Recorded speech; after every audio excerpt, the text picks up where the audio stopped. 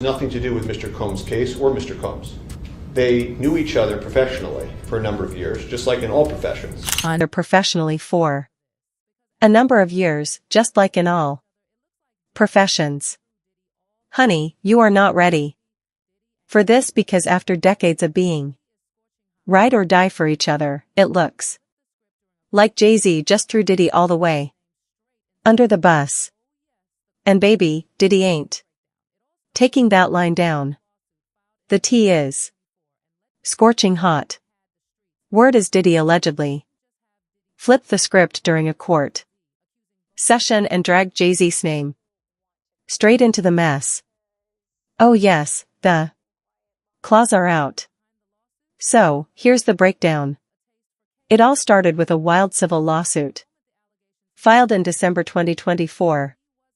And let me tell you, it had the streets shook. The lawsuit didn't just have Diddy's name on it. It also named Jay-Z, accusing both of them of something unthinkable. What made you want to come forward? Because I think that I've been quiet long enough. Now, the man behind the lawsuit, Tony Busby, a lawyer with a taste for chaos. And the headlines to prove it. The moment the allegations hit the internet, Jay-Z snapped back. He wasn't about to sit quietly and let his name get dragged. He called the whole thing what? It was a straight-up blackmail attempt. Jay-Z made it clear, I'm not settling with anybody, period. Meanwhile, did he? Oh, he was already drowning in his own tidal wave of scandals, racketeering, sex trafficking, you name it. His trial was already scheduled for May 2025. And now this. But to understand just how deep this drama runs, we got to rewind. Because these two weren't just hip-hop giants. They were brothers in the game. Diddy built Bad Boy Records in 1993. Jay-Z launched Rockefeller in 1994. And Biggie was the glue connecting both. Biggie and Jay-Z collabed on Brooklyn's Finest. And Jay-Z later featured Diddy on I Know What Girls Like. These two weren't just collaborators, they were building legacies side by side. And when Biggie was murdered in 1997, it hit them both. Diddy channeled his grief into No Way Out, featuring Jay-Z.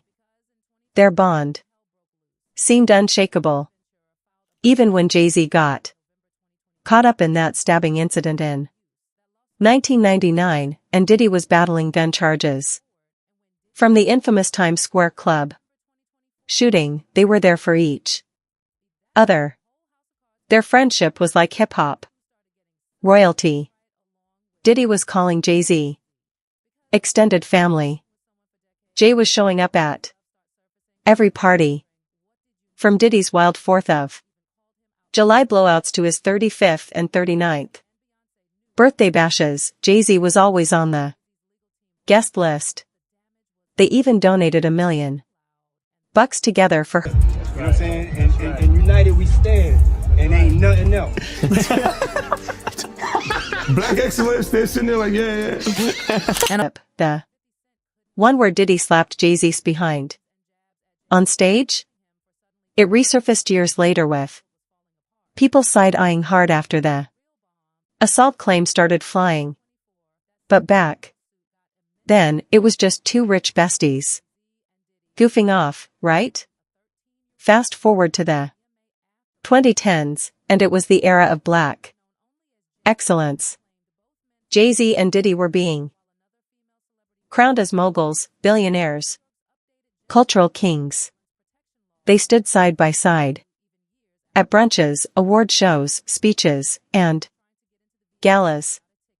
Jay-Z even gave a loving tribute video for Diddy's BET Lifetime Achievement Award in 2022. Diddy in return told the world that Jay was one of the only people who could call him Sean. It was that deep. Or so we thought. Because in 2023, all hell broke loose. Diddy's ex Cassie Ventura filed a bombshell lawsuit in November 2023, accusing him of horrific abuse.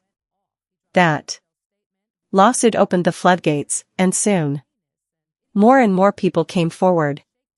And when Diddy got locked up in September 2024 on those federal charges, that's when the whole house of cards came crashing down.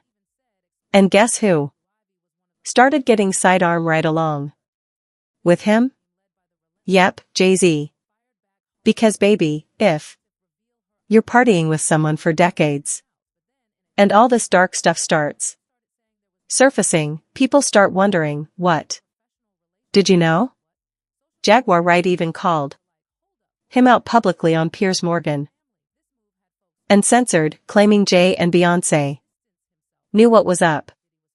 You also seen Puff say, my brother Jay-Z, this is my brother, we're brothers. So when you hear that term, it makes people assume that you guys are closer than just associates. And whispers were loud and the streets were listening, getting tighter. You know what I'm saying? And united we stand. And ain't nothing else. Black exist and they're like, yeah. Yeah. And of course, 50 Cent couldn't resist. He started posting memes and jabs at Jay-Z, clowning him for suddenly going real quiet while Diddy's world was falling apart. But then came the real bomb. On December 8, 2024, that civil lawsuit got amended, and it now directly accused Jay-Z and Diddy of sexually assaulting a 13-year-old girl at a VMA after party back in 2000. The accuser, known only as Jane Doe, claimed both men took turns assaulting her while another female celebrity watched. The lawsuit used New York's updated gender-motivated violence protection law, which lets survivors sue even years after the fact. According to the claim, Jane Doe was trying to get into the VAS without a ticket when a limo driver allegedly working for Diddy told her she was what he was looking for and took her to a party. She said she was asked to sign something, probably an NDA, given a bitter tasting drink, and woke up feeling disoriented, only to find herself in a nightmare. Jay-Z and Diddy both assaulted her, and that she barely escaped running to a gas station in nothing but her clothes wrapped around her. The trauma allegedly followed her for life, and suddenly Jay-Z was no longer a bystander. He was in the thick of it. She says she ran to a gas station where she called her father, who picked her up. We rode home in silence. She didn't ask me what happened. Jay-Z went off.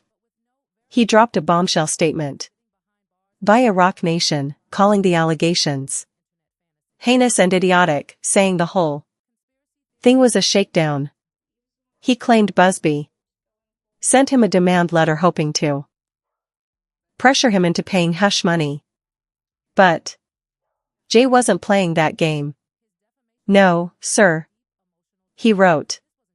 It had the opposite effect. It made me want to expose you. Jay even said explaining this mess to Blue Ivy was one of the hardest things he's had to do as a father.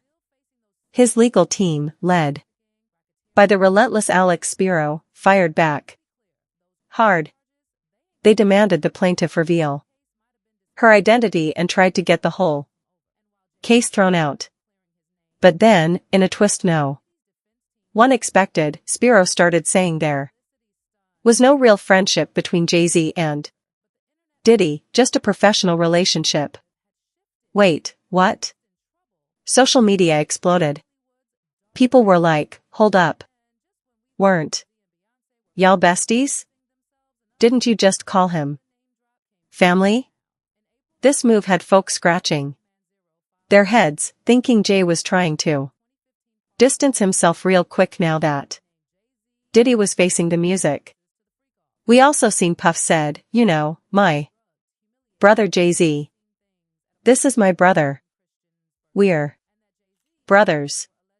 So, when you hear that term, it makes people assume that you guys are closer than just associates. And just when it seemed like Jay-Z was in the clear, Jane Doe doubled down. She told NBC News she stayed quiet for 24 years because she was scared no one would believe her.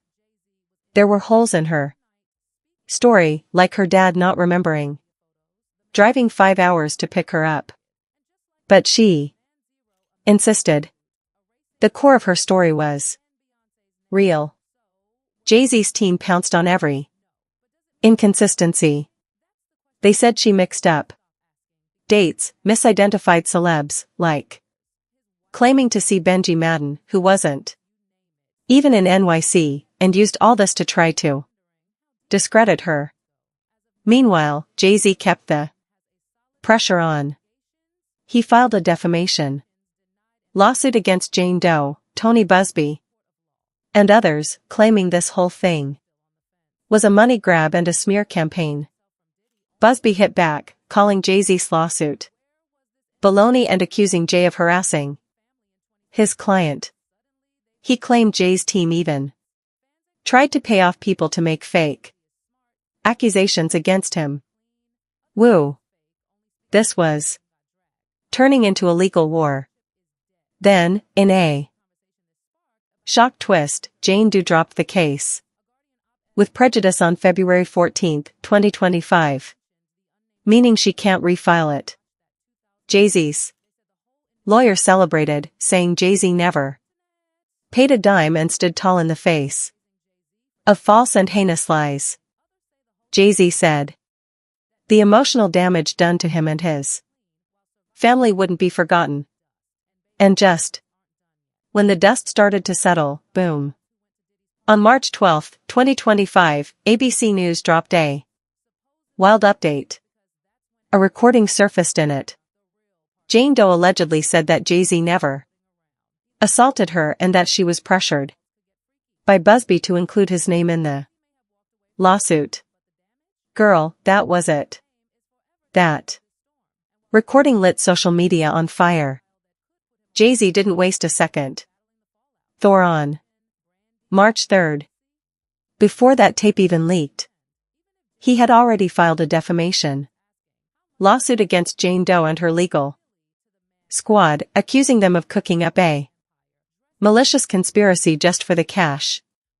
His claim that this whole thing was about greed, not justice.